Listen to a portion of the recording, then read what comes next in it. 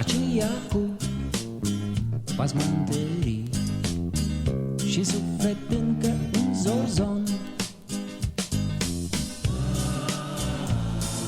Mă lustruisem pe bombeu, pășeam atent să nu mă sfarm, mișcându-mă destul de greu, înfipt în blugii bleu jandarm.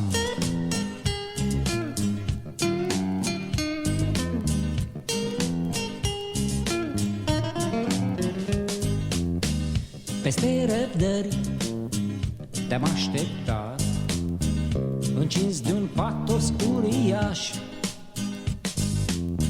să-ți dărui moftul preferat și o trotinetă cu ataș.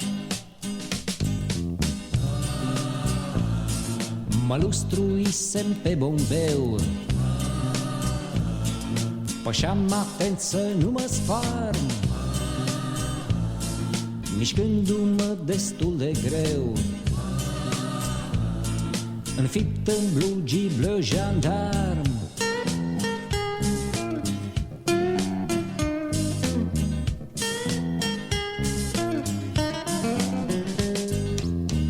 Dar n-ai sosit nici mai apoi, încât de-a bine le-a posat. Mi-am procurat țigări de foi și le-am fumat, deși nu-ți plac. Mă lustruisem pe bombeu, pășeam atent să nu mă sfarm,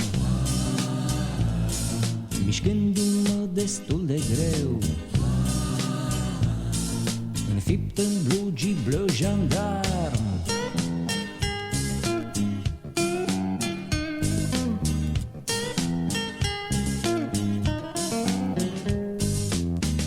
Vezi tu acum, la mine în piept, se zbat suspinele fierbinți și n-am habar ce mai aștept în lumea în care tu mă minți.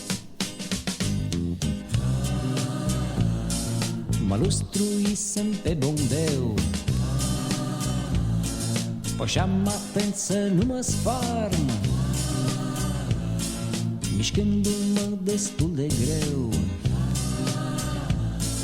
înfipt în blugii bleu jandarm.